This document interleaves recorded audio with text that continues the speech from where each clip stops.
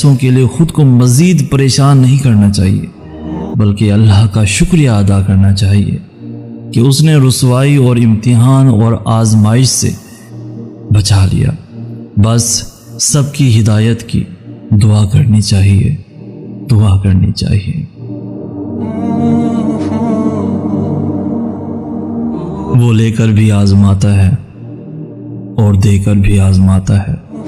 اس کے لینے دینے میں آزمائش مد نظر رکھنا، اس کے دیے میں الجھ نہ جانا، رب سے غافل نہ ہو جانا۔ سب خواہشیں، سب آزمائشیں رجوع کا بہانہ ہے۔ تم خواہشوں کو خدا نہ بنا لینا۔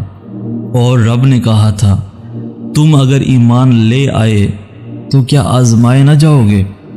جتنی بڑی آزمائش اتنی بڑی عطا۔ آزمائش کو کبھی نہ